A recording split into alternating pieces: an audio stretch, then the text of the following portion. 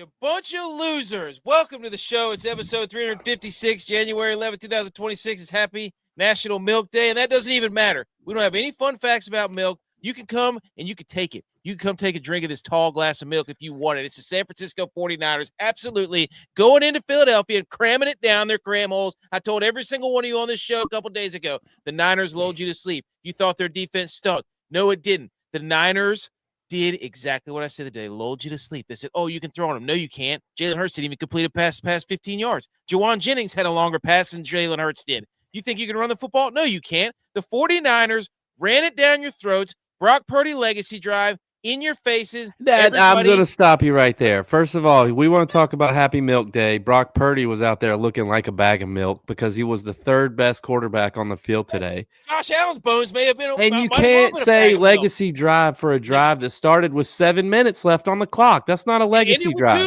That's a normal drive. That's a normal drive. Texas trying to talk. We can't hear him. Technical difficulties. Let's let the Philadelphia Eagles fan in the room have his minute. Okay. Let me talk about the bet, and that way they can go to bed. Okay. All right. So with us, we have a couple of other newcomers on the show. Newcomers on the show. An Eagles fan, my nephew, my nieces. They're here. Allegedly, and Bills fans. And Bills fans. Okay. Say what you need to say. My young nephew, as you sent a hype video to try to get under my skin before the game, and how did that turn out for you? Bad. No, it turned out good. It did exactly what you wanted. Oh, yeah. No, Brock Purdy didn't play well at all. That's right. Yeah. Big bag of milk, right? Yeah, he was. This is going to turn into a Brock Purdy slander Did you see session. what happened to Jennings? He got absolutely smoked after that. So what? Yeah, he got smoked, and he was doing the sizzling bacon on his back. Because CMC was in the end zone, scoring a touchdown. After he threw that pass, he was thrown up like a piece of pizza dough. He was a feather to the lineman. That's right. Wow. And then he I was not going to say that. I was about to say something about sauce, but I had to contain myself. I'm just saying. You tried to come at the Funkle. You tried to come at the Funkle, and you have to take this medicine. You got to take this medicine. You're not the Funkle. I am the Funkle. Did the Eagles lose this game, or did the 49ers win it? The Eagles lost against themselves. They kept on hurting. No, I love that take. They lost against themselves. They hurt themselves. They didn't let Saquon Barkley run at all. Saquon Barkley tried to run. He got hurt. Okay. That's the take. Okay. Bills fan, you get your minute, and then you're going to bed. Okay. Me? Go ahead. Bills fan, you get your minute. Go ahead. And then it's gonna be okay. Well, the Bills won a very good game. Preach. I'm just gonna say, go Bills! Okay. Go Bills. All right. Go Bills. All right. Bed. Go Bills. She didn't get to say anything. What do you want to say? Go Niners. Come to the Niners. Be with me. Be with the Funkle. Go with the Niners. Nope. I'm the Funkle, dude. We got more Bills Bills beat fans. the Jaguars. They blew them off the field. So That's right. Going to the finals. That's right. Told you. Go put sunglasses and hats away. Go to bed. Oh my God! You got anything else? Oh, and Nothing. also Brock Purdy was the third best quarterback. He isn't the leader of the team. They're trying to slander. They're trying to slander our guy. Did you see what he was doing? Don't be a sore He was loser. just running in the backfield like a sissy. He didn't even. Okay. All right. Oh my God! Don't be a sore loser. Even the national media saw it. They said they were like, look at the Niners quarterbacks. They had to put an S on it because Jennings was right behind Purdy leaving the field. Look at the Niners quarterbacks celebrating as he runs off the field. Ladies and gentlemen, He's celebrating because his team saved him. Josh Allen's team literally. Josh Allen put the team on his back. Josh Allen, his team carried him literally. There's video evidence because they were on his back.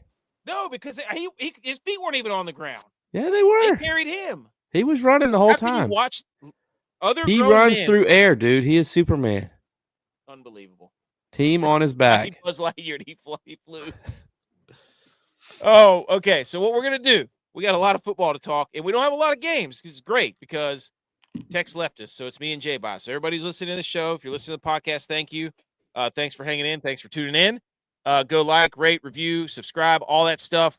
We're going to go down pretty much every single game here, and we're going to just let each other have it. Because if you think we are ridiculous, outrageous, insufferable, ignorant, outlandish, whatever, you haven't seen us when our teams win playoff games, as you can tell for the first 5 minutes of this show. So, I think we're going to talk. Right. We're going to talk NFL football. That's what I was laughing at. Playoffs. And then we're going to go back and talk college football playoffs. And that's it. That's what this show is. And we're going to recap the power rankings from the teams that we ranked at the college football playoff. We're going to recap our power rankings of quarterbacks. And then we're going to go from there. And let me just say this. There's been actually, do you text, you're muted. Text, you're saying a lot of stuff. Nobody can hear you. And then we're going to go back and do this. Then we're going to go back and do this. That's it. But that's it. We're going to talk about 2 things, but there's also 5 things we got to also go back and talk about. You don't know how PowerPoint presentation works. You see this preview slide, and then you see underneath the chapters of the preview slide. Come on. The table of contents. Let's go. You know the table. First What of do you all, text? Text wants to come on a show and not talk about football. Not a football guy. The best PowerPoint show. 10, 20, 30. 10 slides. Size 20 font. 30 minutes or less. Hey, That's what you want to do? you gotta excuse Perfect Tex. PowerPoint. Tex won't be as prepared as he normally is today because he's been in Cancun for the past week with the Cowboys. That's right. That's right. And the Cowboys have been lathering each other up with a bunch of oil. It played football on the beach. No diddy. Actually, Tex, we're going to give you, everybody listening to the show, thank you. Hang in there. Here we go. Let's go, Lobo. That's what I'm talking about. People don't want to hear it. They don't want to hear it. They came in here with all their Eagles. The Eagles are super talented. There's no way the Niners, with all their injuries, Since when? guess what? That's we got an Niners dog empire is quarterback. like roll nears. What is he even talking about? Stop it, dude.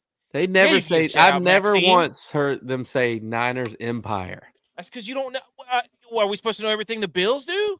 Yeah, I tell you everything. 2 Bills Drive. That's Just go right. there and read it. You know, B. McCormick's here. Nate Dogg's here. He says the Bears win the superpower. He already, dude, Nate Dogg he was early on. We were ripping Nate Dogg, but he was exactly right. B. McCormick's here. We're filming from a live virtual audience. Let's talk some football. Tex, the Cowboys did actually make the news, but we're going to salute Howdy Hats at howdy.hats.enc. The Millie Goats hats will be going out later probably next month. Let's just not get ahead of ourselves. So shout out, go follow at howdy.hats.enc. First thing we're going to the Bears, there you go. The Bears are here. This girl loves Nick. There you go. And Tex, the Cowboys did make the first slide. Breaking news. Dak Prescott revealed that he is getting married in Italy this year. Wow. I don't really care what the rest of the slide says, but the Cowboys made the news. Text thoughts before we get into football. Okay. Hey, speechless. It's over, J-Vi. How about your take on this? I'm writing it down. I mean, Josh Allen right now is putting on a clinic on how to play after getting married. I mean, what more can I say? We talked about, though, that curse might be over, because the guys that got married this year, all 5 of them made the playoffs. Now, 2 are already out. Josh Allen's the only one that has advanced so far. Drake May's currently playing Aaron Rodgers to play tomorrow.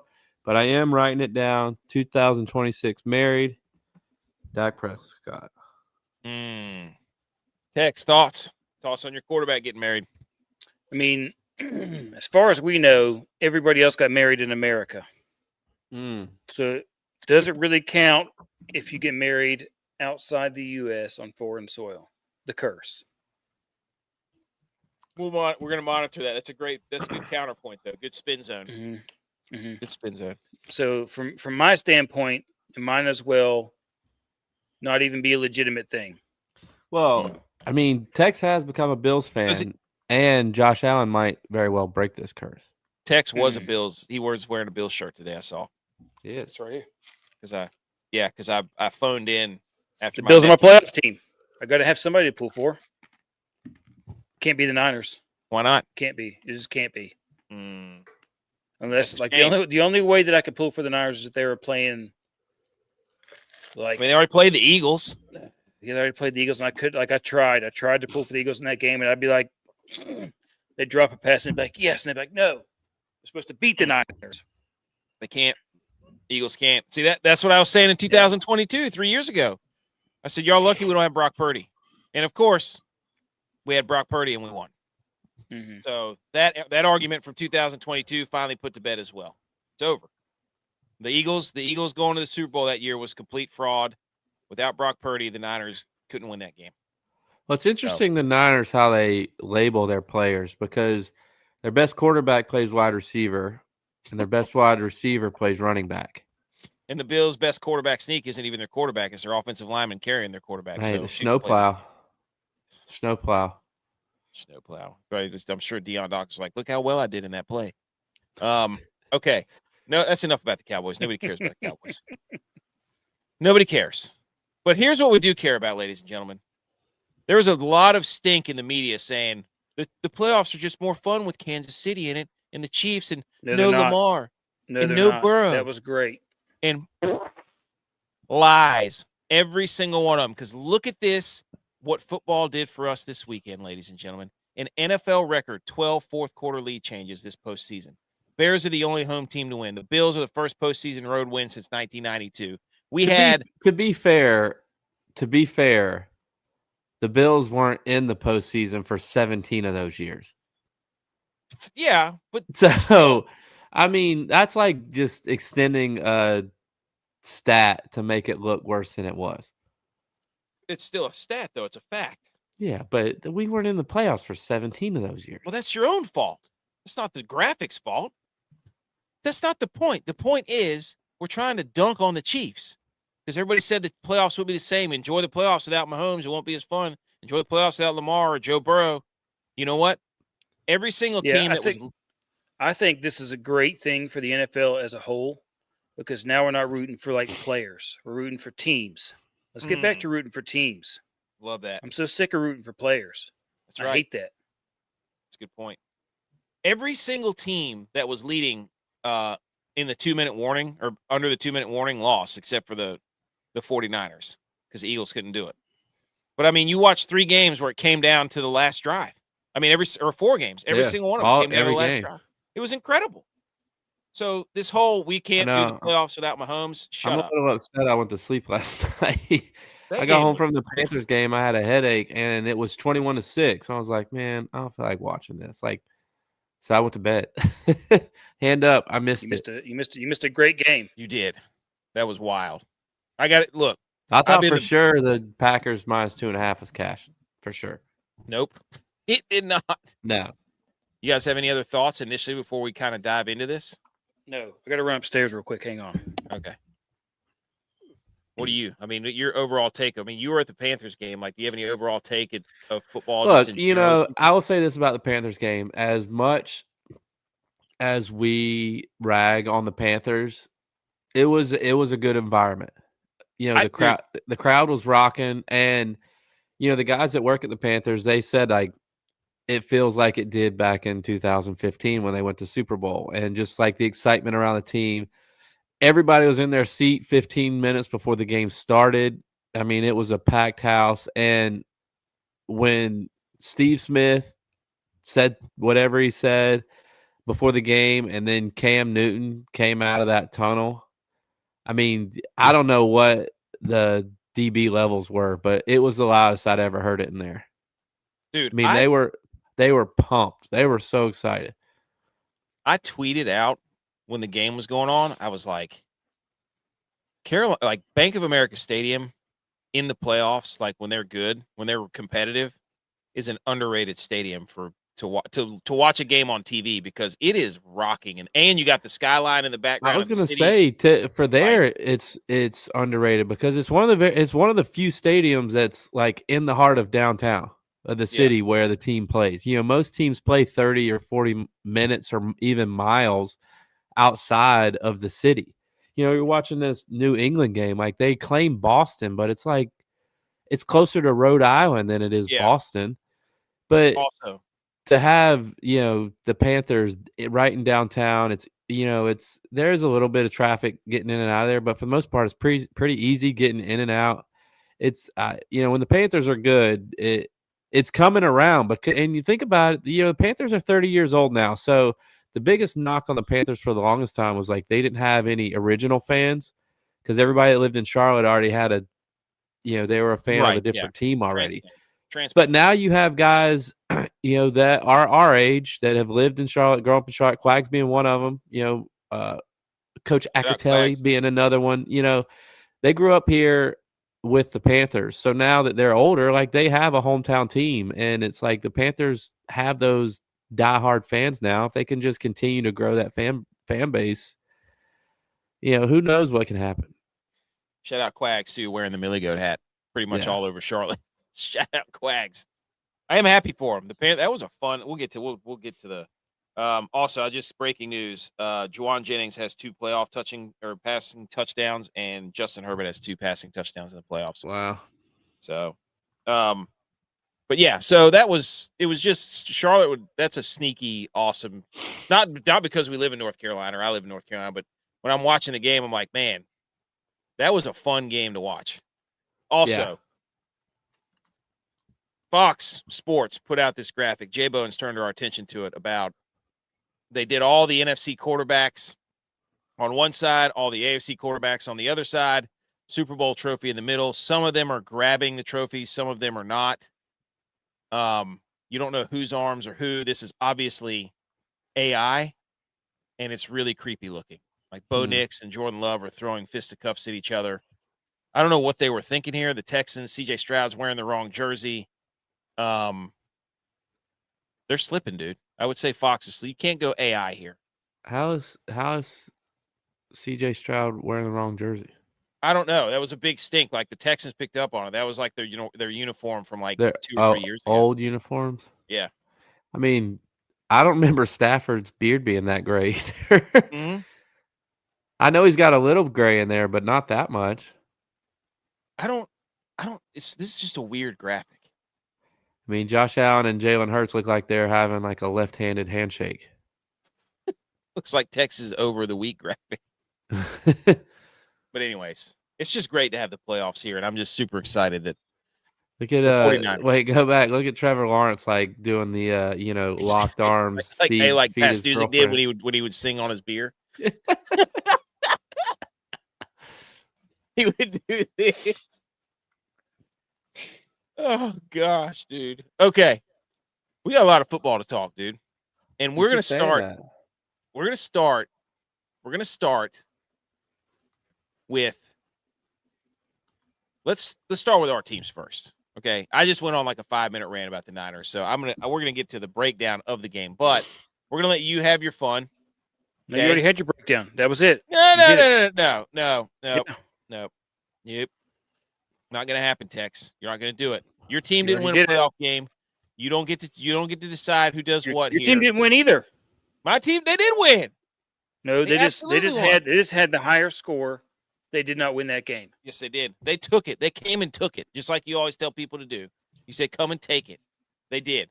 They said, "Hey, Eagles, we're giving you a chance right here, right now." Anyways, no, you made me do it again. It's the Bills' time. The Bills going to Jacksonville, 27-20. With this win, the Bills are the first team in NFL history. I swear I say this every week because every single week we are the first team in NFL history to do something, or Josh Allen's the first person in NFL history to do something. But the Bills team, first team in NFL history to snap 4 8+ game win streaks in the last 2 years.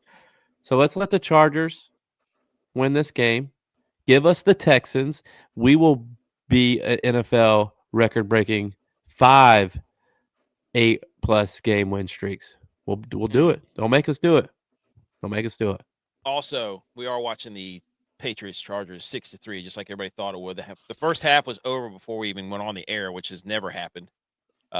These two offenses, I don't know what's going on, but you want to hear what a playmaker does? Let's hear about it. When Josh Allen was trailing today against the Jaguars, 14 of 16, 195 yards, 3 touchdowns. When Josh Allen is in the playoffs, there's nobody else that I want on my team. His last 7 playoff games, 1,900 yards passing, 19 total touchdowns, 1 interception, 400 yards rushing. Legendary drive. You called it. It was a legacy drive. I said legacy drive. And he did it. He did put the it. Team on his back. He did not put the team on his back. He did put the team on his their back. backs. No, they literally The throw he made off his back foot, he threw that ball before Brandon Cooks even made his cut to run the post. There were a bunch of good quarterbacks for throwing the football this weekend and in clutch times. Like, it was, I mean, the NFL has just basically said we don't care about punters anymore, and everybody goes for it on fourth down all the time in the playoffs, apparently. It is something about the playoffs, though. I mean, I've gotten to a point now where I can watch regular season games, and they matter, obviously, but it's like win or lose, like I'm with the kids right after, or even somewhat during the game, I'm half paying attention. It's like I'm not fully invested. But today, I was like, don't talk to me. I'm watching the Bills. Like, my wife was trying to we put our kids down from that. My wife's trying to have a conversation with me, and she's just like, what's wrong? I was like, I'm just trying to watch the game, but I can't because you won't stop talking to me. So it probably wasn't the right thing to say to her, so I apologize for her for that. But, like, it's true. It's like, I just want to watch the game. I can't concentrate. But dude, the Bills pulled it out. My wife, too, she's like, you're like a 3-year-old. And I was running around, like, with my hands up in the air. When Kendricks knocked that ball down, and then I just kept running around, and I just fist pumped randomly. I know. Like, yes! I was like, yeah. She's like, it's like during nap time. So I'm doing? like, oh, yeah. Like getting as close as I can without actually hitting my fist. Yeah. Like, we're just dudes who love football. Like, I can't like now it matters. Because it it's does. like this could be the last time I'm going to watch my team for 6 months. Yeah. And it's almost like a part of you. It's like you have to go back. Like it's not that my life's not exciting because it is, but it's like this adds extra excitement. Now I don't have that extra piece of excitement. Yeah. I just have regular excitement. Well, no, it's one of those things. It's been with you since you were a kid. Like, how are you supposed to just stop it? Like, I watch these games, and I remember being in my parents' living room when Steve Young hit Terrell Owens over the middle to beat Green Bay. Like, in the playoffs, and I'm sitting there. I know exactly where I was sitting on the ottoman, and I jumped up out of my seat just like I did tonight. I'm like, it transformed. It doesn't mean I'm not excited about my life now. It just means that this is one thing that makes me makes me a 10-year-old kid every single time. Yeah. Like there was, and then other things that do it. I was coaching my son's basketball game this weekend, and one of the little kids who hasn't scored all year made a basket. Dude, I don't know that I've jumped that high in my life. Dude, there's nothing like it. The crowd went nuts. Like there's these certain moments in your life, like I don't know, you just can't explain it. Things that make sports, you man. Sports, exactly. So, dude, it's just I get it. I understand. I caught myself even at the Panthers game. You know, because I'm working for the Panthers. One of our really good friends plays for the Panthers. Like they're the hometown. Like it makes my job easier if the Panthers are winning. But like you're like in it for the team because like you just want them, the team that you're following or the team that you're with, working or not working. Like you just want them to do good. That's 80,000 people in the same area want the same thing. Yeah. You don't. Where else do you get that? No, you don't. Like, nowhere. Not now. Not in this country. Exactly right. You walk by everybody out of that stadium if they win that game. It doesn't matter who you are. Everybody's high-fiving. Everybody's chest bumping. You've never seen that person in your life. And somebody throws you a beer, you're going to drink it. Somebody's like, hey, come take a shot, you're going to do it.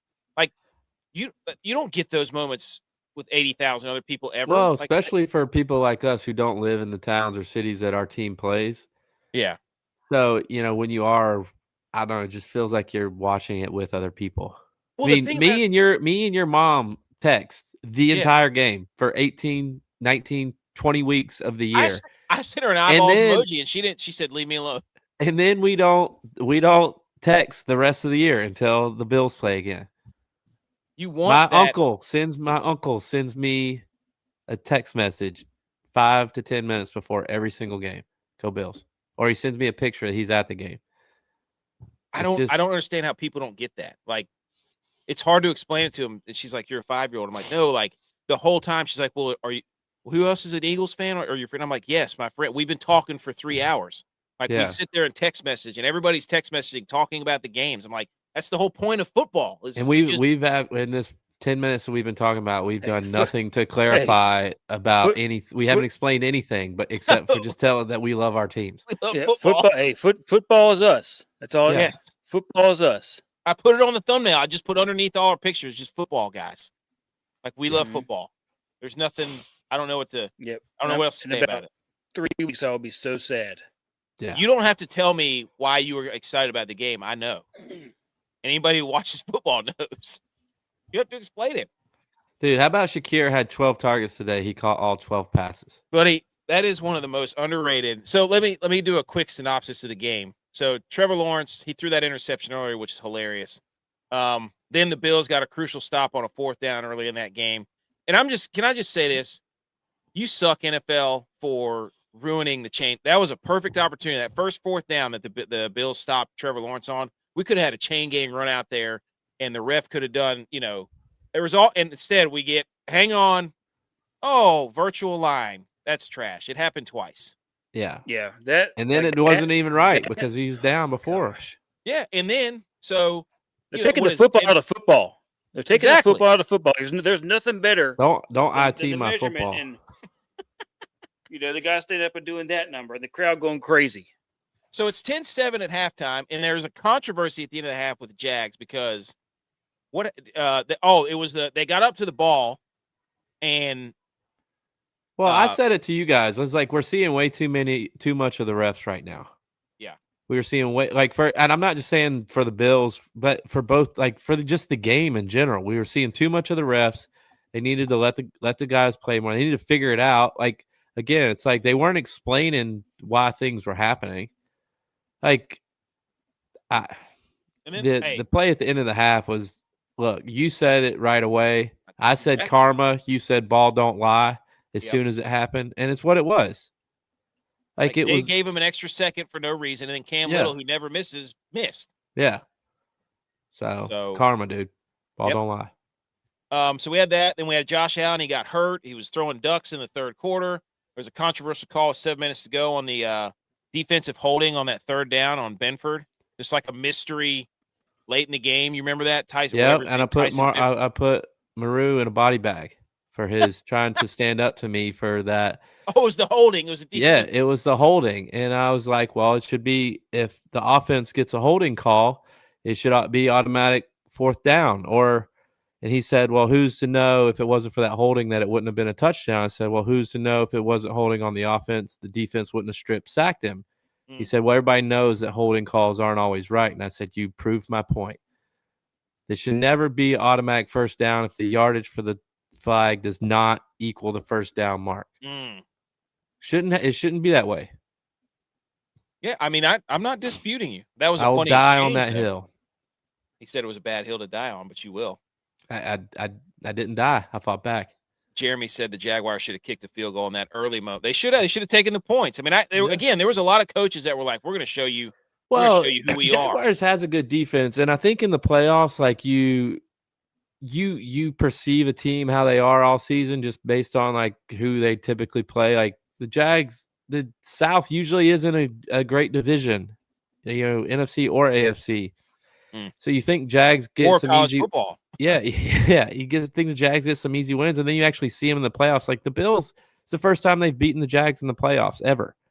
But you see teams in the playoffs. The Jags have a really good defense, and for the most part, until the 4th quarter, which is typically how it is for the Bills. But like they were stopping Joshua. Take the points while you can. They were thinking in their head. To me, it shows a sign that you don't trust your defense, but. By trying to go for it there, you're saying we need 7 more than we need 3. Well, I think it was Liam Cohen being like, "This is who we are. Everybody wants to prove that they're the new innovative. Everybody wants guy. to be Dan Campbell now. Yeah, I mean, they guess all what? Dan Campbell still hasn't made it to a Super Bowl. I think corrective. We should kick more field goals now. We've gone too far. Tex, would you agree? Yep. That they're going for it too much. I mean, I couldn't believe the Panthers went for it on their first drive in their own side of the field yesterday. I think the Panthers are a different story just because they're 8-9, and the Jags though they were on their own. They weren't even across the 50. You have one of the best punters in the NFL. Facts. That's also facts. I just wrote down Tony Romo is an idiot. I don't remember why. Does anybody remember why Romo might have been an idiot? You said something about it. About him missing somebody. Somebody was wide open. It was the Parker Washington throw. Romo was, praising Trevor Lawrence for that deep post, and he's like, "See, that was the best throw." I'm like, "Dude, if he lays that ball out there, it's a touchdown." Like, what are you talking about? Yeah. But so, anyways, the Jags they took the lead, and then Josh Allen they go down there, and of course we all said legacy drive. Josh Allen, the famous 10-yard quarterback sneak, and then it was we got the rare double legacy drive. Yeah. Where Josh Allen had his legacy drive, and then it was time for Trevor Lawrence, and he throws a pick on the first play. But the Jags were doing something good because Poyer went out. So the third string Bills safety came in, and the Jaguars went right at him. Sympathy for me. We're playing the Jaguars went right at him, and they had something going there for a little bit, but the Bills kept having answers. Hey, shout out Trey White, dude. Trey White, since week 6, I believe, has the best rating for DBs in the league. That's balls thrown. He's back. Trey White Goal Academy. Dude, he was there was a play on the sideline at the pylon that he made that was really good. And then the late play to tip it to get Cole Bishop. So he's got his swagger back, and I think a lot of it is he's now 2 years removed from his Achilles or whatever knee he's blown out, and he's in a defense that he's used to playing. He played his first 6 years in the league, 7 years in the league in this defense, and then he left for a year. Now he's back. He's comfortable, so he's reacting instead of thinking, and that's what you want as a football player. Yeah. I think it's funny that we signed Shaq Thompson to just be, hey, you're getting older. We want you to come in here as a backup role. Give us some leadership. You'll know the defense, so we'll use you as your backup. He's been playing all year. He's been playing better than Bernard has all year. He came up with an interception today. He got Trevor down on that fourth down, the one that they had to reverse the call on with the virtual measurement. I mean, he's been playing awesome all year. And if you ask people at the Panthers, they're like, "Oh yeah, he's way past his prime." Not so fast. Same with Eric Kendricks for the Niners. Yeah, 11th year. Yeah. I remember doing stuff with him when he was at UCLA. Mm-hmm. But that was a fun game. They were all. I mean, look at these scores, dude. Every single one of them is 3 points, 4 points, like 3 points, 4 points. Look at the fourth quarters, though. Yeah. Bears 25 in the fourth quarter. Panthers Rams 28 in the fourth quarter. Niners 13 in the fourth quarter. Bills Jags 28 in the fourth. Like these games drag you out too. That's what's most stressful about them. Yeah. It's like they're all coming down. Well, I'm sitting there watching the Niners game, and I'm like, I've seen this story 3 times already. One team scores with too much time left. The other team gets the ball and goes down and scores and wins the game. Like, I've seen it. The Bears did it. The Rams did it. The Bills did it. Well, the Jaguars had it back. So, hey, shout out defense standing up for our teams, though. Yeah. Well, it was key, too. The Bills, now their punter was doing kickoffs today to save Prater's leg. And he didn't blast it in the end zone and get a touchback. Because if he blasts in the end zone, the ball's at the 35, the Jags need 10 yards to be in field goal range. He landed that ball in the landing zone. The Bills tackled him inside the 25. So it made it a lot. Jags actually had to come up with some plays, and Bills knew what was happening. My guy, who I've been preaching all year long, Cole Bishop, biggest play of his life. Yeah, dude, you've been hounding on him for 3 months. Tex, what does this say? Is this win bigger for the Bills, or is this a bigger loss for the Jags?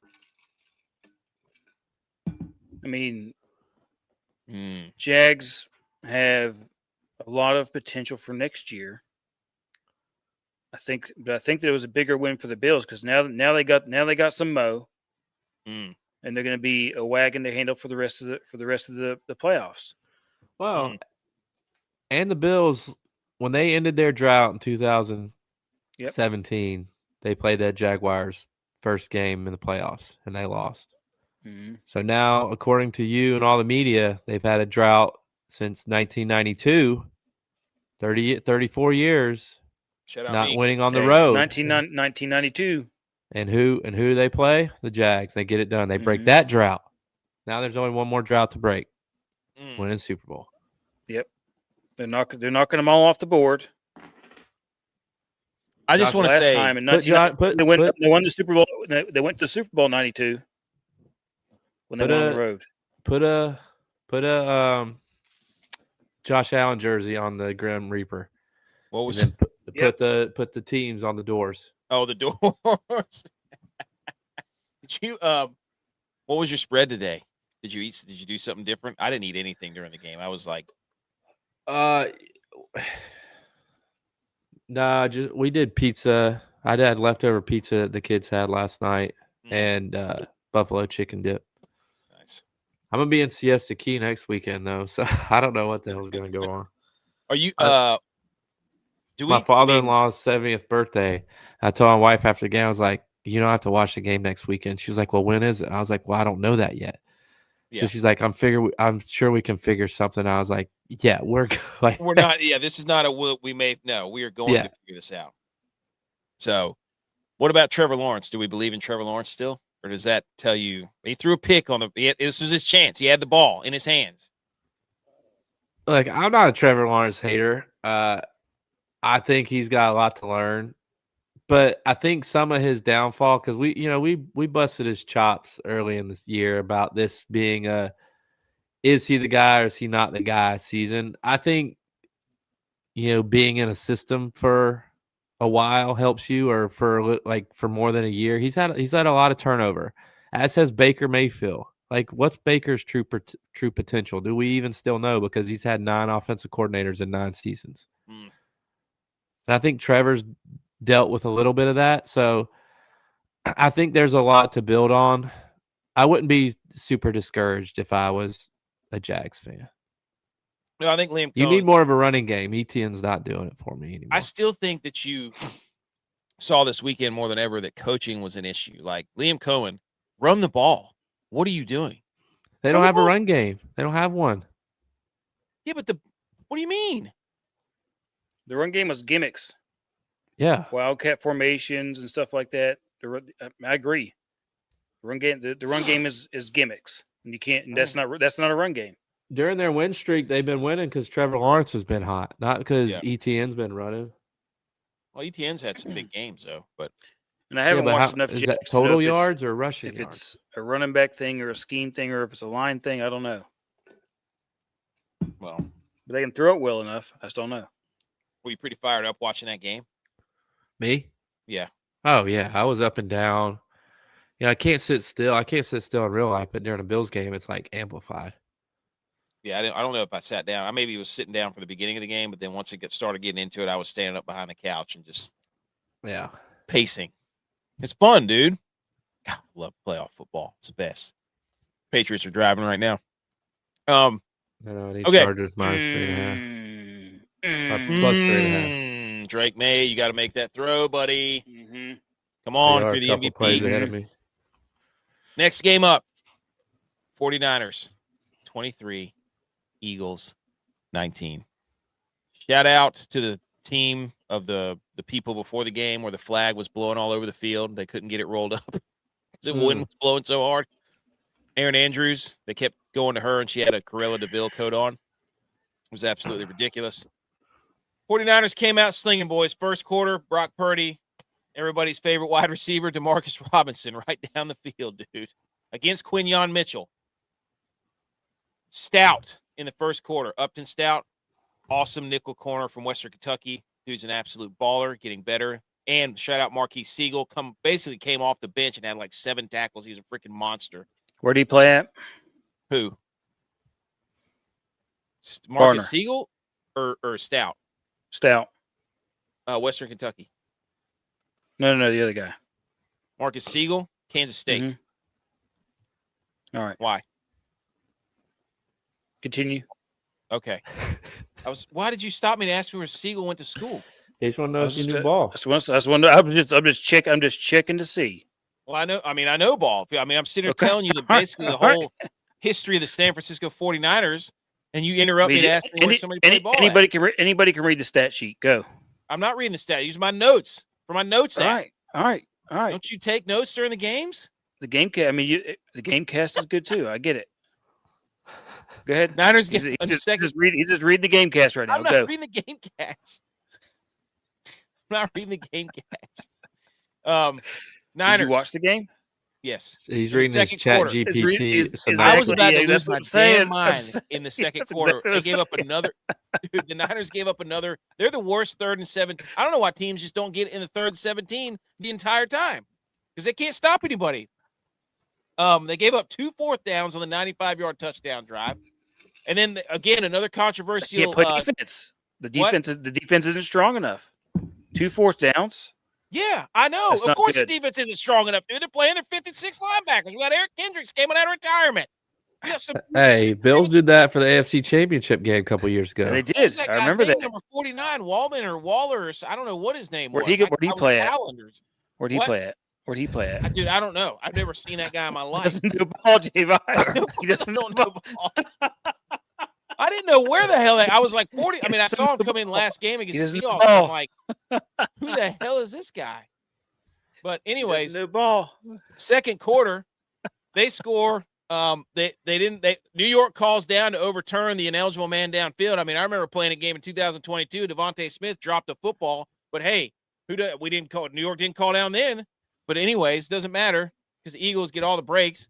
And then we have George Kittle tear his Achilles in the second quarter. How about that? Another person down. And then we that got was not AJ good. That's not good. I hope he's done for you guys for all of next year too. Yeah, It might be he's time. 27. Might be time to he's hurt. hang it up. I mean, he's electric. He's a great.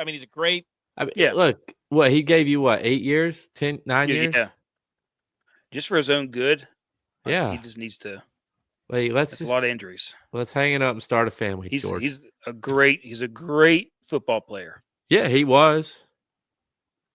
Hey, whatever. You guys are sitting here dunk on a guy who tore his Achilles. Good for I'm you. not dunking on just him. saying, I'm you are. saying he's always I hurt. just He's retired. a great football player. I did see a report that there was a bottle from Diana Rossini that said a bottle of tequila was ordered to the visitors' locker room after he went in there. He was probably. I mean, he knows. He probably knows. Yeah. Like we know. Like, look, That's dude, a tough one to come back from because that's a 2-year injury, and he's already been in 8. Yes. Do you think they tried to deliver it to the field? And that's how they found out, or it was like I don't know. But the Niners. So we had Kittle. Kittle goes down, and we have AJ Brown and Sirianni fighting on the sideline. AJ Brown keeps dropping footballs, and then before the half, the 49ers. We could have gotten a field goal. I don't know what they were doing. We had Brock Purdy acts like they run a Dak Prescott special quarterback draw with 7 seconds left. You have no timeouts, and he kind of runs out of bounds and then fumbles the football, and then the half is over.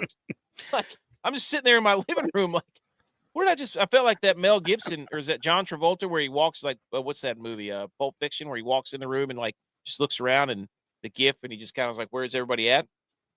So, anyways, then in the third quarter, we got all the mo on our side. And Brock Purdy throws the first interception when he shouldn't have even thrown that ball to Sky Moore. It should have been to Juwan Jennings on the backside. Then here we go. Fourth quarter comes up. Double reverse touchdown pass by Juwan Jennings. Christian McCaffrey, awesome catch. No idea what the hell the Eagles were doing. Which side of the field was it on? What? What side of the field was it on? Whenever you were watching the game on the TV, what side of the field was It that? was on the right side of the field. And then you just looked at the game cast. I saw you. No, I didn't. And then the second interception by Brock Purdy when he tried to hit Tangi's over the middle and Quinyon Mitchell played. They were going at Quinyon Mitchell all night. And then we get the Jalen Hurts sliding play. They get a foul on that. Then they get a field goal in the fourth quarter. And then the touchdown to CMC late. Brock Purdy's back there manipulating the pocket, dipsy doo-dah, and dancing all over the place, tap dancing all over Philadelphia. Bam, CMC right between the 2 and the 3, touchdown, take the lead with like 2 minutes to go. And then the defense at the end, baby. We let the Eagles. You left out a part, like some key parts here. What do you mean? Brock Purdy had 2 interceptions. I said he threw 2 interceptions. 2 interceptions. I just want to make sure that I'm just making sure it's you. That I said the first one. The first one he targeted Sky Moore. Yeah. He threw to Sky Moore. Got picked off by Quinyon Mitchell. Then he threw it to Tangi's. Make sure. How many interceptions did Mac Jones throw? 0. Okay. How many touchdowns did Mac Jones throw? It doesn't matter. More accurate. Brock Purdy had 2 touchdowns. More accurate. That just goes to show that Brock Purdy has ice in his freaking veins. He could throw 2. He threw a pick 6 against who was it? Chicago. There was 7 minutes on the clock. Yeah, and he drove him down the field and they scored with 2 minutes to go. What do you want him to do? Not leave any time on the clock. You want him to score a touchdown or not? Yeah. Is he going to manage? Josh only left a minute left. I could tell you that he's not a game changer or a game manager because he left too much time on the clock. I'm just saying, he got his team the lead again, and finally, I will say this: I had it typed out, so maybe you can credit me because I jinxed the Eagles. I had it typed out. I was ready to send to the group legacy drive for Purdy, and there was going to be like 20 seconds left.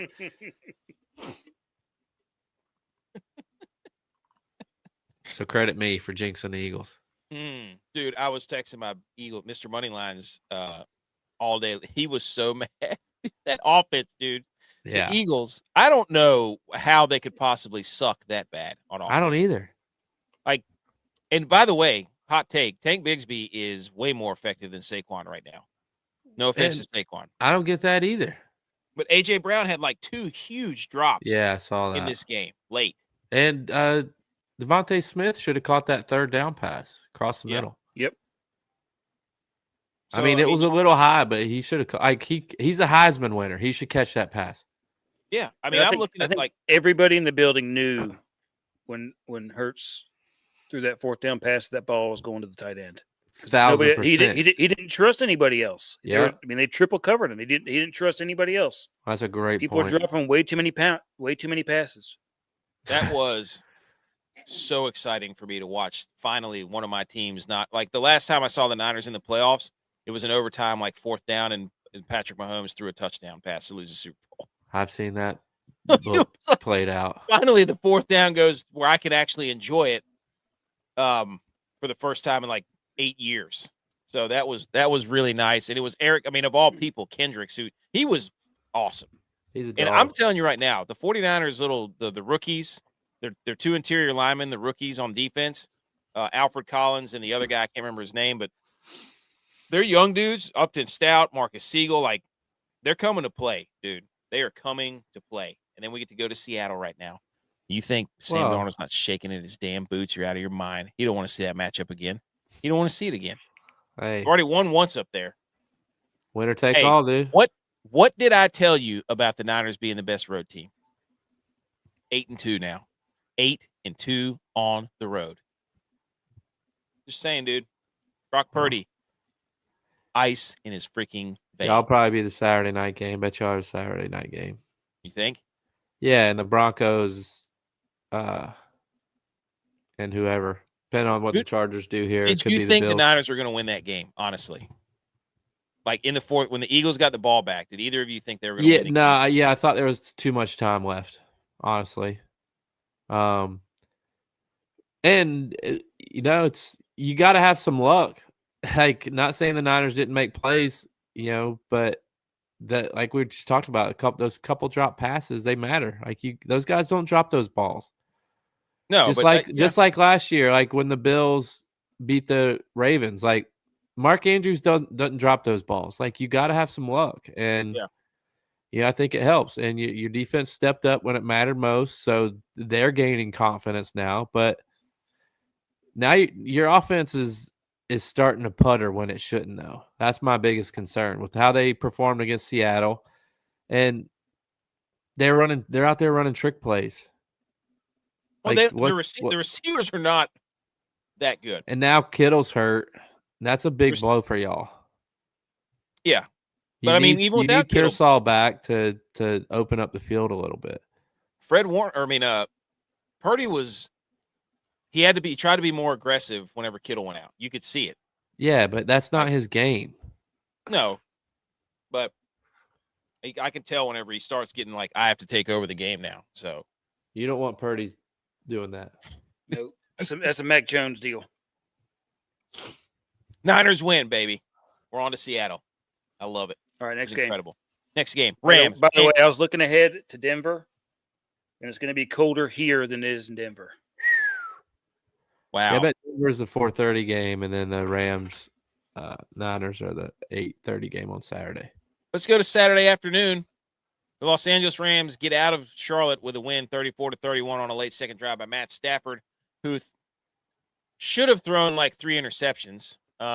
People forget. I was bringing that up, but you talked about it. Cam Newton was back. Interception by Bryce Young early. Carolina muffed a punt. ETN muffed a punt.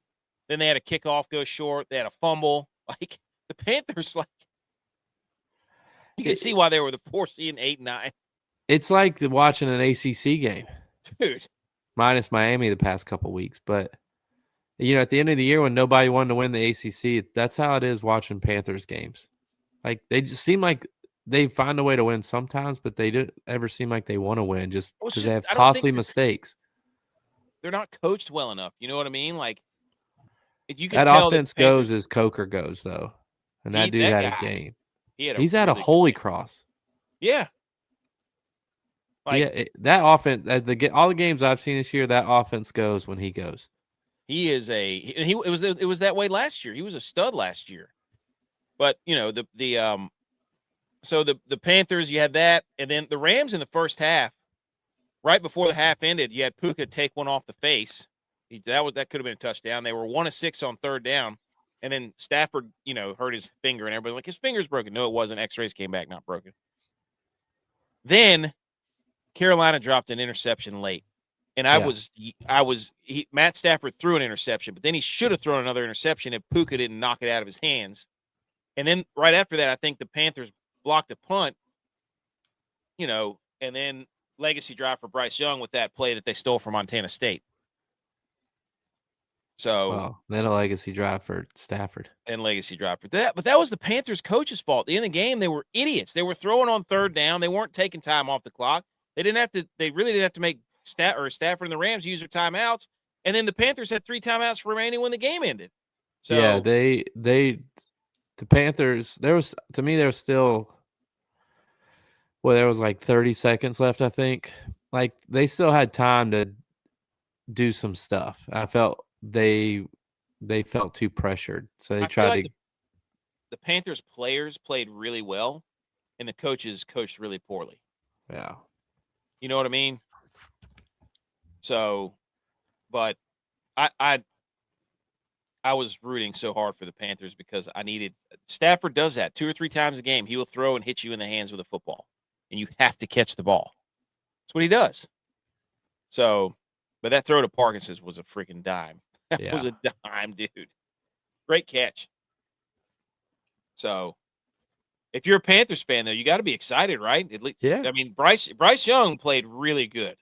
Yeah. I wouldn't say really good, but he was going toe-to-toe with Stafford. And he was making big throws when you needed him to. Yeah. So they got to figure out their run game too. The whole Chuba / Rico. They need a run game to help Bryce. Yeah. I was impressed by him. I mean, to be in the playoffs for the first time and play. Yeah. Well, he's played in big games. He went to Alabama. Yeah. He went to one of those top high schools in California too. Like he's played in big games. The interception wasn't even his fault. J-Bar knows ball. The interception wasn't even his fault, right? It hit off a Coker's, Like yeah, I think it was a deflection. Yeah. He had 2 though, didn't he? Or was it just 1? No, I think it was only 1 interception. Yeah. They had a fumble too. Fumble, that's what it was. Yeah. So, I mean, the Panthers were 4-4 of the red zone. So that was, again, it was a fun game. So, but Tex, it's a good way to start out playoffs. It was like, you're like, oh, this is going to suck. Plus 10 or minus 10.5 Rams. By the way, the Rams are they've beaten the Cardinals handily, but other than that, they really haven't been blowing people out like everybody thinks so. Their secondary is a liability. Yeah. The Rams is. Like, they're not running the ball overly effective. It's just, can you stop Puka Nacua? Yeah, Puka's good. What do you think, Tex? Rams, Panthers, thoughts? I mean, way better game than anybody thought it was going to be, like we've talked about.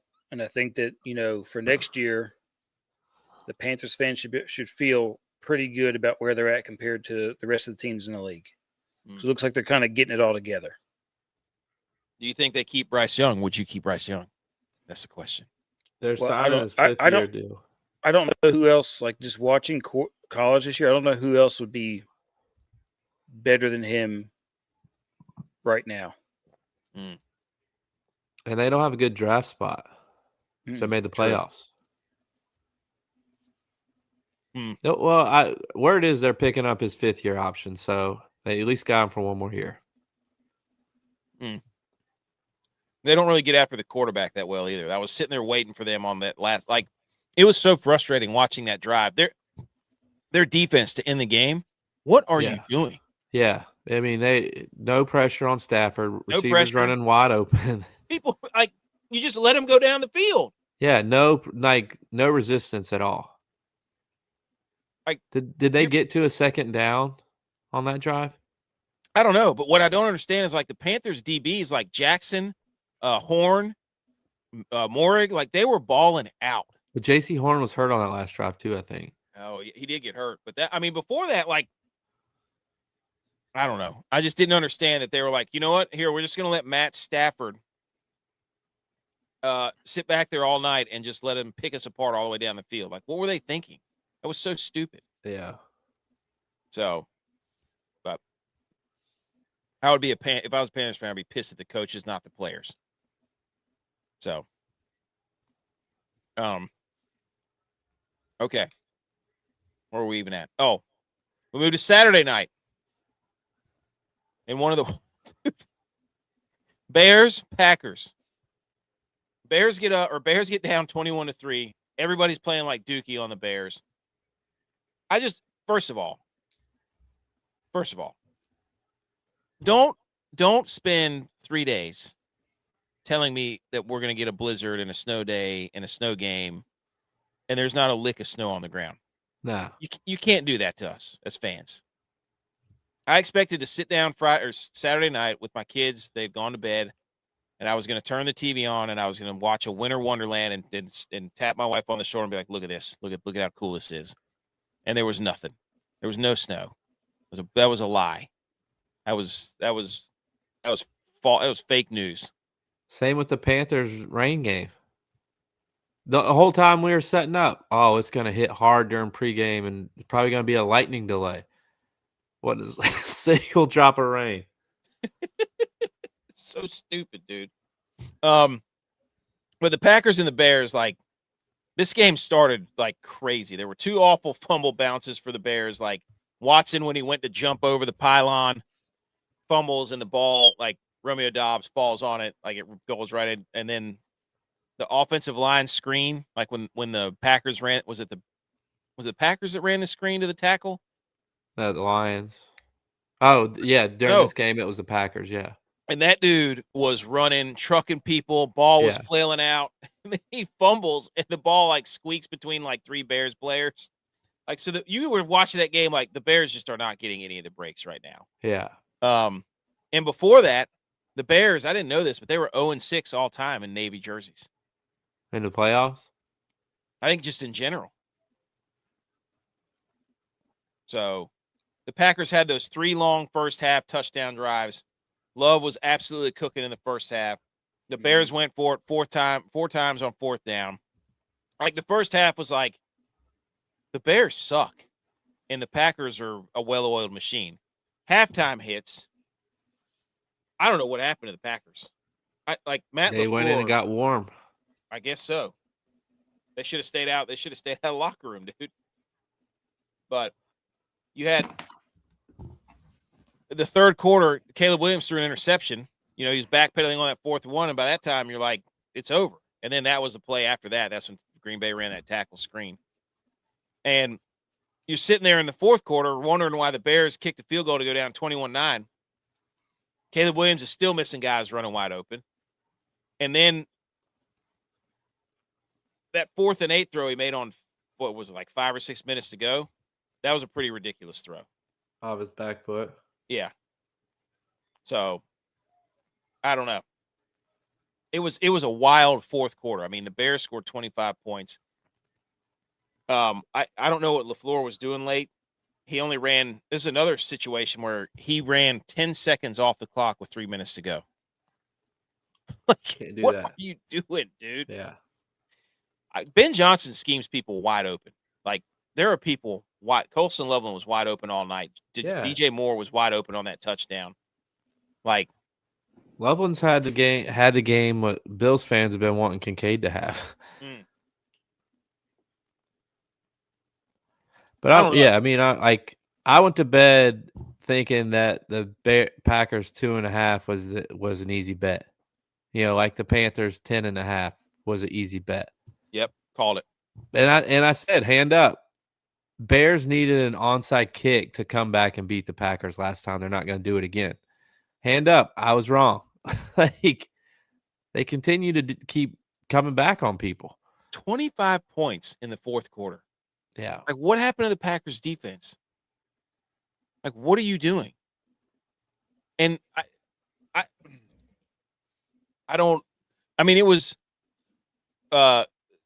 it was back and forth though. I mean, you had with 3 minutes to go, like Romeo Doubs makes a one-handed catch going down the sideline, and you're like, it's over. That's the nail in the coffin. Like on third down, like Dobbs make that catch, and then Matt LaFleur runs like 3 pass plays in a row, and no time comes off the clock. Confirmed, Harbaugh is a Zen guy. Is he? Did you not see that close up? No, I was yelling about it, but look, Chargers are done. I don't know if you're a Bears fan, like that thing was like it was quiet in that stadium for a long time until the very end. But I'm telling you right now, like the inaccuracy of Caleb Williams will eventually come back to haunt them. Well, that's the first time the Bears have beaten the Packers in the playoffs since World War or the day after Pearl Harbor. Oh yeah. Oh, what a pickup by Travion Henderson. But yeah, I mean, like I'm sitting there and I'm like watching this, and I'm not the biggest Caleb Williams fan, and he made some crazy throws. But I watched the offense, and I'm like, I don't think he's doing anything other than that throw on fourth down, where like he's costing them points. Like he had Rome Odunze open like 2 or 3 times for a touchdown. He just missed it. Yep, overthrew him. Like. And then he'll overthrow somebody on the sideline. But then he'll go on this crazy run and then make like a one-legged jumping diving throw, and it'll hit the guy square in the chest. And you're like, yeah, this is crazy. I was like, watching him play quarterback, Caleb Williams is like getting in the car with your 16-year-old kid who doesn't know how to drive a manual transmission or a stick shift, and then you're like jerking all over the place, but you're still going forward. And all of a sudden, it finally lock it into gear, and you go like 40 miles an hour. And then he tries to pull it out, and it like slams you on the brakes. Like that's what I feel like watching Caleb Williams play quarterback. I'm like, dude, just hit the corner route, hit the out route. It can't be that hard. Wow, it's not that hard. But my gosh, dude, it's got to make it look fun. I just don't get it. But so I mean, the Bears are going to get. So it's the Niners, Seahawks, Bears, Rams. Yeah. That game should be wild because both of those secondaries suck. That game's going to be 42-40. Better believe it. Woo! Bet the Bills are going to Denver on Saturday. Looks like it. Tex, you got anything on these games? No, they were all. I mean, they're all great games. Yeah, I think we've already covered it all. Mm-hmm. I just the whole everybody wants to give all the credit to Caleb Williams and that sort of thing, and I give him credit, dude. Give him credit. I can't. You're a hater. He made the throws. He made the throws whenever it counted, but missed a lot of them to make the game a lot easier on himself. Yeah. It's 24-48 for 361 and 2. It's not about how you start, it's how you finish. Okay, then give credit to Brock Purdy. Nope. Okay, then I won't give credit to Caleb Williams. All right. DL Prods is here. He says, "Yo, what?" And here we go. Here come the Drakes. That run is what I'm saying. But no, I again, that's how I explain the Caleb Williams experience. That's all I'm going to say. Is like, I'll give him this. He seems to be clutch. Like if you let them hang around, he will make a bunch of plays. But Yeah. I also blame the Packers for LaFleur. Like LaFleur is going to get fired because the way he managed the last They said Harbaugh might be there. He just tore his hip flexor right there. dude. Who? That was a horrible slide. He did like a sliding. Dude, I don't know that what was that that was was. like Oh, a guy y'all who's are a never full play played ahead of baseball me. before. Oh, As a guy who's never played baseball before, he's like slide. I mean, like, what is that? he looked like me whenever I tried to jump off the boat. It's That an one Eddie time. Van Halen sliding across the floor guitar solo slide. Is that BMO at a wedding? Yeah. Hey, by the way, here's some fun playoff stats. The 49ers, Rams, and Seahawks are 40-7 versus everybody else this year. The three of the four teams left in the Oh, sorry. Did you just see it? Yeah. The 49ers produced the highest single-game offensive success rate against the Eagles since Vic Fangio became their defensive coordinator. And Juwan Jennings had more completed passes over 15 air yards in that game than Jalen Hurts did. God. Brock Purdy at his second-best targeting in-breaking routes against the Eagles. The Eagles' defense allowed a league-low 51.9% completion percentage against in-breaking routes during the regular season. Not Brock Purdy, though. He's 12-7 for 208 and 2 touchdowns. 12-7. He's completing more 17. passes than he's thrown. That's right. Here you go, dude. Here's a stat about Josh Allen. He's just getting worked over right now. Holy Josh smokes. Allen is the first player in NFL history to complete at least 80% of his passes and rush for multiple touchdowns in a playoff game. Every week. He does. I mean, his last, like I read that stat about his last 7 playoff games. He's been damn near perfect. Also, J-Bye, the Bills are auctioning off the urinal troughs from Highmark Stadium. Look, I put it in my wife's inbox. Told her Father's Day is coming up. Herbert just got knocked out. I know his chin strap's up in his eyeballs. Dude, what a drive for him. Just getting beat the hell. Yeah, I told you. Dude, you got to get one of these urinal absolutely troughs. Worked. You got to Watch get one the of these urinal troughs. Watch Put the it in replay. in the garage. Put the urinal trough in the garage. He did the Frankenstein arms there. He did the they Frankenstein talk- arms there. He got knocked They out. talked dude. about how bad the Chargers' offensive line was, but they were, saying the Patriots don't really pass rush very well. Herbert's getting murdered. Insert the Michael Jordan. What was that? The last dance. Yeah. And I took that personally. That's the meme we need to make. They look like the Texans defense. Also, shout out to the McCaskies, but they deserve a lot of credit. This is from Dante. I don't know who this is from Barstool. They bought Ubers to and from Soldier Field. So anytime you try to book an Uber if you were a fan, it costs you nothing whenever you're going to and from the Chicago game. That's pretty wild. I mean, shoot, the tickets are like probably $500. That's probably the owners. Man, can you believe two of the look at that. And McCaskies owned the team. Look at the power rankings. Josh Allen, he gets upset win. He gets to move up to number 2. Told you. AFC East, hardest division. 2 top quarterbacks. Brock Purdy took out the number 1 ranked quarterback in the NFC. So does he move up to number 1? No. No. My buddy, the Mr. Buddy Lides texts me whenever he screenshotted this. He goes, "I know exactly what you're doing." He goes, "You can't fool me." Yeah, I said, I thought the exact same thing. I was like, he's just putting this to say that whenever they win, I thought the exact same thing, but I wanted to wait until. Now I didn't even look at him. I was hoping that the Eagles would win, so I could come on here and say he put Jalen Hurts 1 any minute. That's right. It was a win-win for me. It was a win-win. If Jalen Hurts wins, I told you so. If Brock Purdy wins, upset. Classic. Okay, let's take the client. Let's wind the clocks back. Hold on. Let's hit some sort of break music. Salute. Let's just salute something.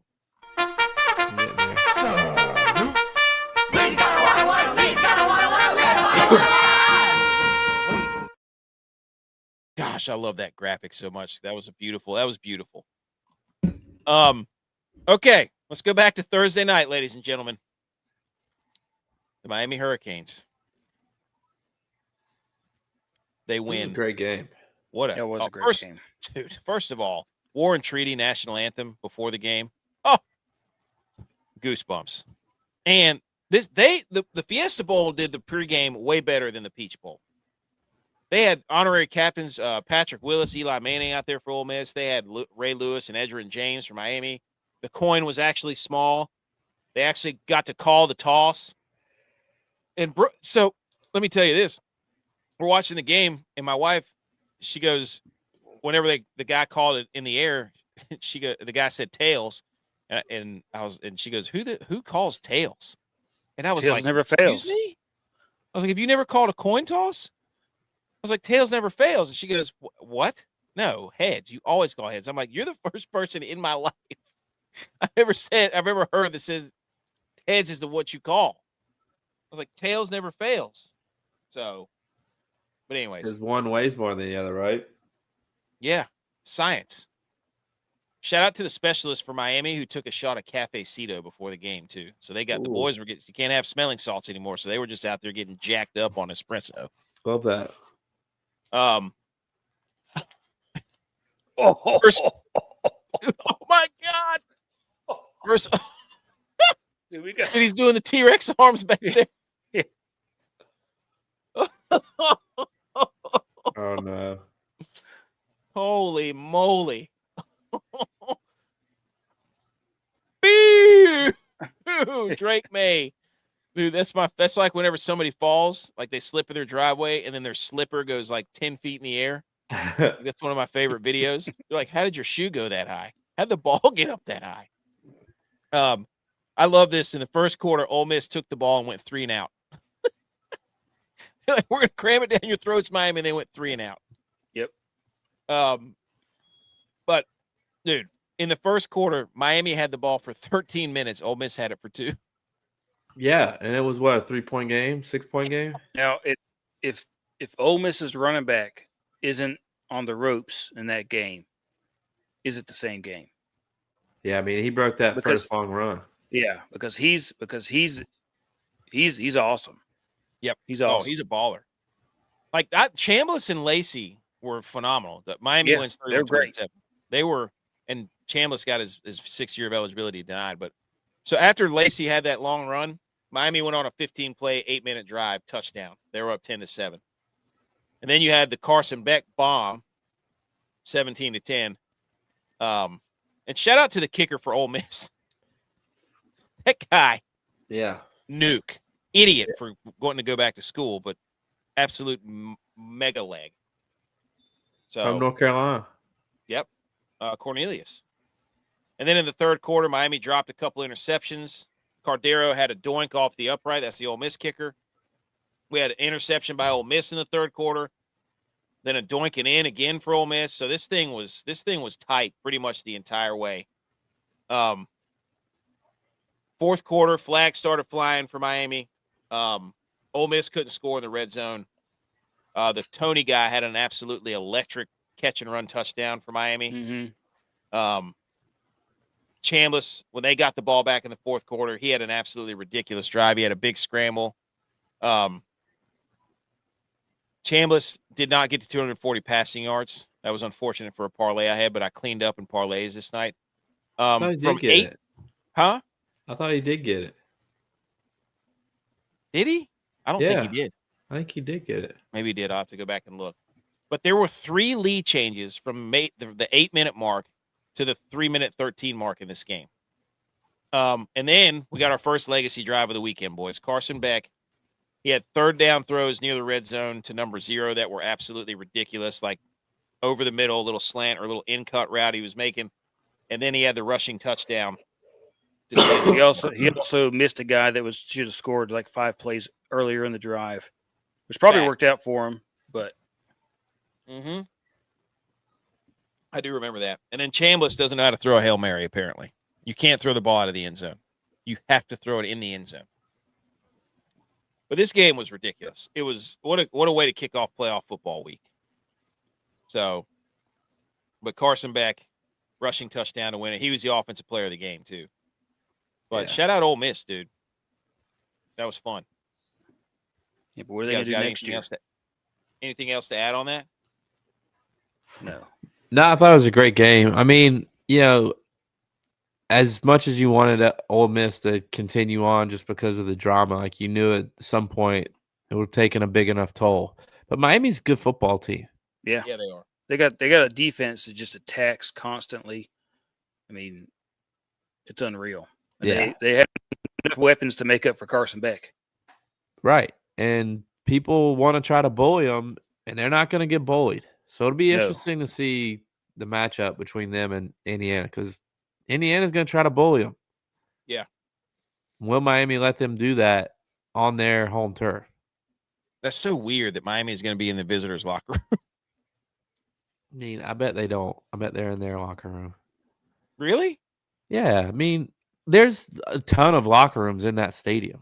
I mean, multi-use stadium, they have a bunch of locker rooms. So I'm sure they'll stay in theirs, and then the Indiana will probably change in the Dolphins locker room because they don't need it anymore. Already had locker clean out there. Huh. I didn't Or know they there was a don't, bunch of or they use a regular locker room there. Like they have probably 3 or 4 locker rooms there. I did not know that. Yeah. Yeah, I think like watching this game, it was you could tell that Miami wants to. If Miami gets behind, they're going to be in trouble. Yeah. Regardless of who they're playing. But if they can get out there, like Ole Miss took the ball, and if they would have scored, it would have been like, oh, okay. But Miami got the ball back, and they just went like 15 plays and got a field goal. But that's how they have to do it. I love that Fletcher dude, too, by the way. His story is awesome. His mom drives to every game, and I was like, well, that's what our parents did. Yeah. So, but that was awesome. Fletcher. Do they have I'm trying to find the line on the. And Tony's ridiculous, dude. He's so much fun to watch. Yep, he is. Indiana is 7.5 point favorites right now. I don't believe that. Over under at 48.5. Miami a team of destiny? Miami's just good. It's just I'm gonna say Miami to cover for sure. I'm gonna go ahead and put that in. This will be the most about the over. I don't know about the over. This will be a low scoring game. Indiana's played. Like they got a bunch of dudes all over the place. Do we think they can both hit 24? Yes. Ole Miss had a good game plan too. They did not let their defensive line, Miami's defensive line, like wreak havoc either. Yeah. So, but also the lady's speech after the game, handing out that ridiculous trophy. That lady's speech had no idea. No. In the gold jackets, like it's like give us back the Tostitos Fiesta Bowl. Get Verbo out of here, first of all. Just saying. But that, like, look at this trophy, dude. Look at this thing. Jesus. Like, it's like 4 trophies. Yeah. It's like each time they get a new title sponsor, they get to add on to the trophy. I mean, they've got 4 statues they got 8 statues on this thing. Is that like 80 pounds? I don't know. Not one single football in there.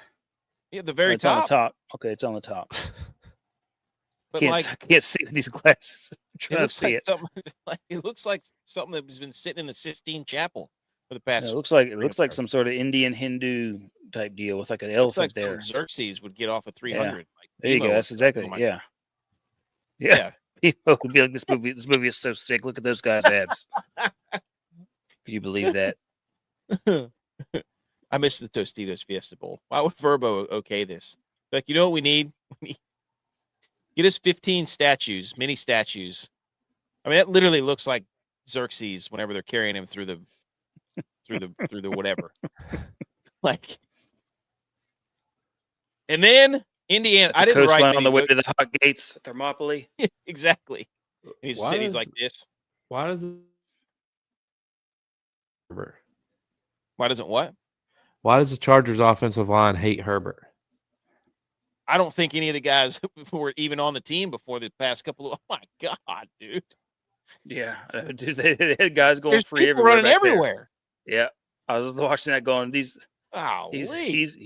taking a beating. Then we moved to the Peach Bowl. Indiana, 56-22, beat the Ducks. And yeah. Time to ask the question: does Dan Lanning not know how to coach in a big game? in a playoff. Golly.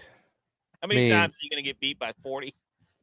Yeah, it's that was bad. The first play of the game, pick six. And you're telling me that quarterback's going to be a number 1 draft pick?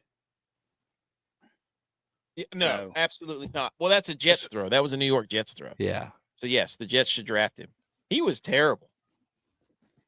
Oregon had a 14-play drive to answer the pick 6.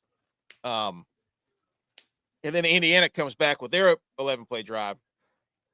And they were throwing back shoulder, like Mendoza to Surratt back shoulder is like absolutely lock of the century. That's I love watching a good old back shoulder throw because you can't guard it. Right. And I don't know. I expected more from a team that has played another team before, that they would have had some answers for at least anything. They didn't have any answers for anything. No.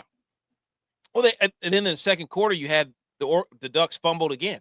So then you had another strip sack. So that by halftime, the Ducks had turned the ball over 3 times, and Indiana had already scored like a touchdown on every single one of those. So I stopped taking notes after the second quarter because I was like, the only thing I wrote down in the third quarter was some chick who was from Oregon had a big Lloyd Christmas Dumb and Dumber cowboy hat on, the big foam cowboy hat. So, but what does this tell me? What does this tell you about Indiana? Are they that good, or did Oregon just poop all over themselves? I think it's a little bit of both. Like I also said, Oregon had to go back and forth across the country. But I think Indiana is just they have started to peak at the right moment. They're disciplined. They play well. They bully you up front. With guys I've never even heard of. Yep. They just do everything right. Mm-hmm. So you have to almost play a perfect game against them to beat them. Well, they have a bunch of dudes that Cignetti's loyal. Like his offensive coordinator was making like $10,000 with him at IAUP or whatever it was, or IP whatever. And his defensive coordinator the same thing. And then he finds all these guys like the Surratts of the world and the Kamaras and the 2 running backs that he had with him. Like he's like, come with me, commit to this, and you'll see that this will be. Yeah, because I think the average age of Indiana is like 23 or 24 years old. Yeah, he's got a lot of old guys. So he's like, stay with me, stick with me for a while, and you'll see what happens. And you're talking about dudes who've been playing a lot of football, so they know. It's the same thing that happens in the NCAA tournament every year. Yeah. You get a bunch of dudes who've been playing together for forever, a bunch of seniors, and they know how to put together 4 or 5 games in a row. So, Tex, what do you think about Indiana and Oregon? I mean, a lot of it is Mendoza just knows how to get the offense going. And you can tell he just keeps it riding. Defense is a lot better than people give him credit for because they are also running into the ball every play. I mean, they don't take a play off. There's nobody out there that takes a play off. And that's kind of what you see. Like nobody ever lets up on the gas. It's everybody coming every single play all the time. Coverage-wise, blocking-wise, they finish everything. And that's it's like if you want to awesome watch to see football tape, you should watch Indiana. Mm-hmm. Yeah. Shout out to Cignetti whenever he said after the game, like, no, I'm not thinking about next week. I just want to go have a beer. That's how you get people to love you even more. Mm-hmm. Yeah. So I don't know. Indiana, I don't know. It's good for college football that it's Indiana and Miami in the title. Like you got 1 versus 10. Do we would you rather have this trophy that looks like, something that's like the Superdome that had a boner? Looks like one of the towers in Aladdin. Looks like the Seattle Tower. Oh yeah, it does. Looks like the Superdome. Did you know? Had a boner. So you go out there. I don't know if you ever been to this. You ever been to Seattle to the Space Needle or anything? Yeah. Yes, I've been to Seattle. There. He said, "I want Superdome." You go out there. Shout out you, Big Ten. And you're like, I want to see this thing. And you get there, and there's like a line of people like 300 yards long, and you're like, nope, Yeah. No, it's not worth it. Nope. I'm not going up on not that worth thing. it. Space Needle. Yeah. Yeah, I'd rather. You know what? it's unreal. Let's build a life-size monument of this. I'll go wait outside of that and be like, wow. There's a lot more cooler things to see in Seattle than the Space Needle. Agreed. I think. Like you go there and you're like, all right, there it is. Yeah. Go see the Rock and Roll Hall of Fame, and that place is awesome. Not the Well, Rock that's and in Roll Hall of Fame, Cleveland. the San Sci-Fi, The Rock and Roll Hall of Francisco. Fame's in Cleveland. the Sci-Fi Hall of Fame, out there. That's what it is. Snowman, did he call the game today? Pappas? Hey, there you go. Jonathan's up in here. Auburn guy. What do you think of the national title game, buddy? But yeah, which trophy would you rather have? Look, honestly, if you're giving me one to choose, the Peach Bowl or the Fiesta Bowl, give me the Fiesta Bowl trophy. Yeah. Don't give me this. So there you go. January 19th, Miami, Indiana. Was the bracket a success? Week for Was this tomorrow. good? Was this good for college football or what? Yeah, I mean, you want a lower seed. I mean, if you're a person that wants more people in the tournament, a lower seed winning helps your argument. 6 versus 10, 1 versus 5. It's beautiful. Could have had a Notre Dame Miami rematch. That'd have been incredible. So I think it works. It's phenomenal. First all Adidas national championship in college football history. Wow. How about that? Nike, shambles. Mm. And I'm pretty sure that they need to get Lee Corso back to College Game Day to pick the winner. Yeah, one last time. That'd be incredible. Come on. He coached at Indiana. You bring him back. Don't tell anybody either. Also, I just want to say the rankings were right. Indiana number 1 and Miami 2. It only took 3 tries. And 8 other teams getting eliminated. Yeah.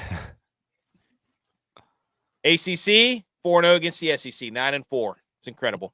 Oh, Jonathan says it's going to be BTA. Michael Irvin BTA. Oh, did we have a Michael Irvin sighting on the sideline? I never Yeah. saw Oh, it. yeah. He Yes. was blocking the camera. there? He was blocking the I never camera of the saw him. final touchdown. Do we need Miami to save the South? I mean, I don't have that graphic, but right now there's a stranglehold on college football. If Indiana wins, it is the hub. The Midwest is the hub of college football. If Indiana wins, Somebody said, I saw somebody tweet out that it was like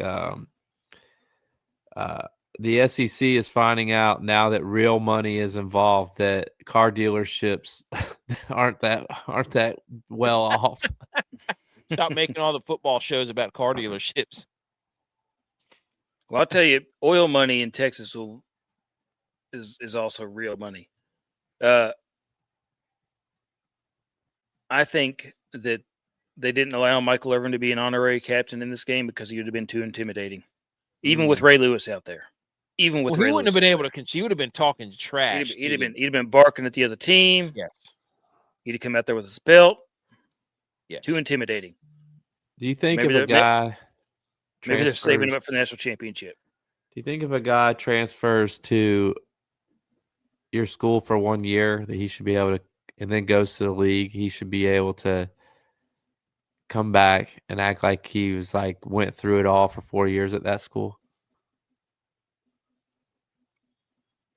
Wait, what? Like Cam Ward was on Miami's sideline. Oh yes, he was. I remember that. To me, it was just I get it. He went there. He got drafted from there, but it gave me weird vibes. Well, nobody's there to tell him He didn't anymore, play like- 4 years at that school like Ray Lewis did. Yeah. Michael Irving did. Yeah. Like he was there for 1 year. I get it. Like where else would he go? I don't know. I don't have that answer. It gave me a weird vibe. That's on him. It gave That's me on a him weird for vibe. doing that. Like hand up. To me, Is it's he a gonna go weird back to vibe Corn with. at Word? Well, I guess Chase Bryce, he played at for 2 years, but even with him, kind of gives me a weird vibe. Well, I think those situations it's a big national TV. It's a chance to get yourself seen, and so a lot of this transfer portal is they're not building the And to me, one of the best things, because we all played college football, one of the best things about playing college football is doing this right now that we're all hanging out. Like, Yeah. they're not forming those bonds with people, and they'll be sad about that later in life, you know. But Jonathan says you give him weird vibes, Hey, J-Vi. that's fine. And he said Indiana's going to be plus 15. I don't believe it. I think Miami's got also record versus Power 4 conferences in bowl games so far. ACC 7-2, Big 12 4-3, Big 10 5-4, SEC 1-8. That's great. That's great. And they're already talking about expanding it to 16 teams, which will be a disaster because that would have put Texas and Vanderbilt in, which would have made almost half the field being SEC. The SEC has no argument right now. They have no argument. So, all right. Picks of the week review. Here we go.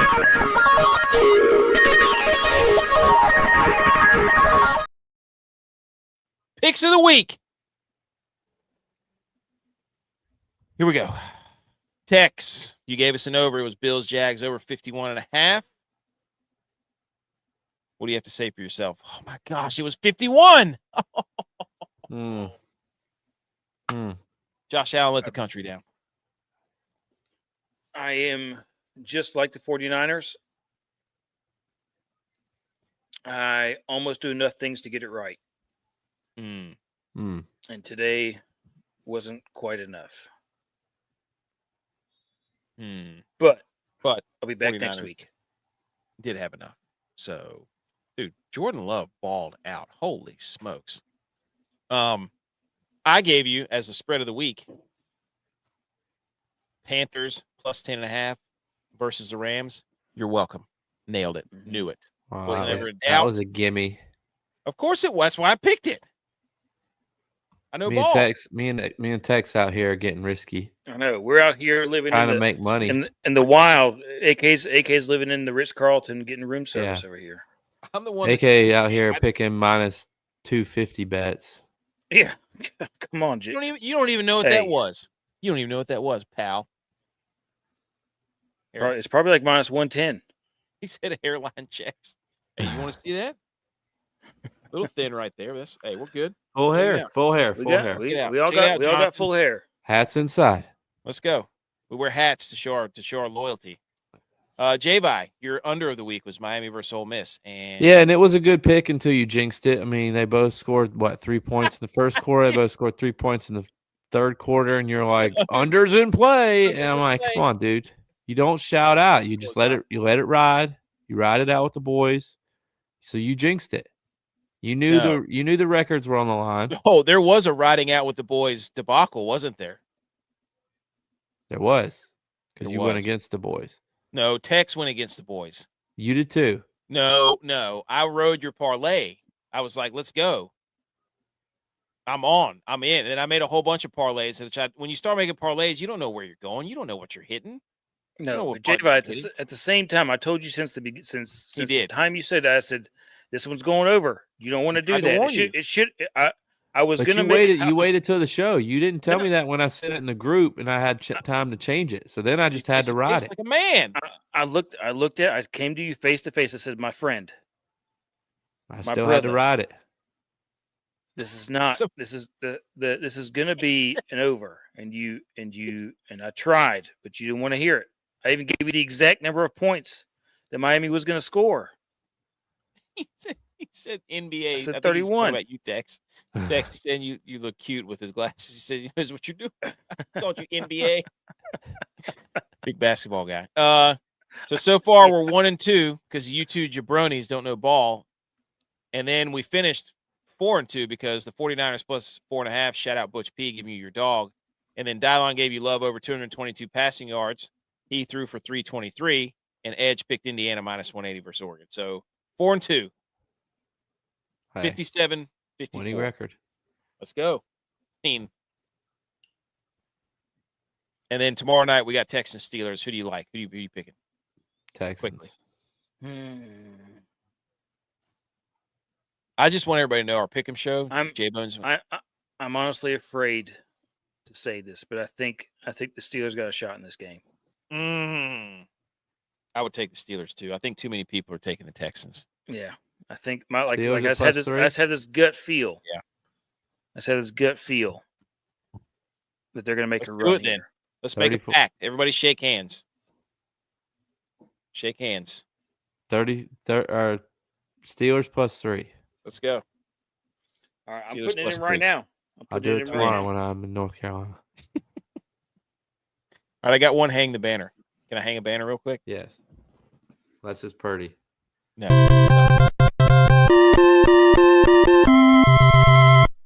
You did it! Congratulations! Okay, hang the banners. Brought to you by Fourth Quarter Performance. Fourthquarterperformance.com. Promo code GOATS20 gets you 20% off of your order. Go get your creatine, protein, BCA, super greens. It's the new year. Enough eating Christmas cookies and baklava and all that junk that's absolutely delicious. Take care of your body. Take care of your body. I would like to hang the banner for the Ohio Bobcats for going on an all-time rampage of Twitter tweets that they have made graphics for that says they're the only team in the state of Ohio to win a bowl game this year. So Wow. shout out to them. Hang the banner. Ohio State lost, Toledo lost, Miami of Ohio, Kent State, Akron, Bowling Green, Cincy, Ohio, all of them lost except for the Best except team for in the Ohio. Bobcats. State champions. They have to be. And that's exactly what they should do. Dunk all over all the other schools. I thought Bowling Green was in Kentucky. There is a Bowling Green, Kentucky. There is. Wait, a Bowling that one's Green. not in Kentucky? No, I guess not. I thought it Wait was. a minute. Thought we knew ball on this show. Okay. I wonder if that's So- Bowling Green State. Must be on the border. It's like Carowinds. It's in Ohio? I did not know that. I thought it was in Kentucky. I did too. But no, I just looked it up. Wow. Yeah, but there is a Bowling Green, Kentucky city, town. I don't know. Yeah. Municipality. Did you guys have a hang the banner? No. No, just football. Thank you, Football, football. dude. Yes. Thank you. Thank you. I'm gonna miss this. They I'm shouldn't have sitting put here this like- game on the Sunday night game, by the way. Hot take. No, they shouldn't have. Nope. No, this What'd game I should have tell been. you? This game should have been the Jags Bills. I Yeah. told you, dude. I told you. Bills, Broncos early, Niners, Seahawks later. Did they Our already? schedule is? Saturday at 4:30. Did you nail it? Is that what they just put up there? Yeah. I saw something, but I wasn't really paying attention because I was. Rams, Bears, Sunday early game, and then the late game is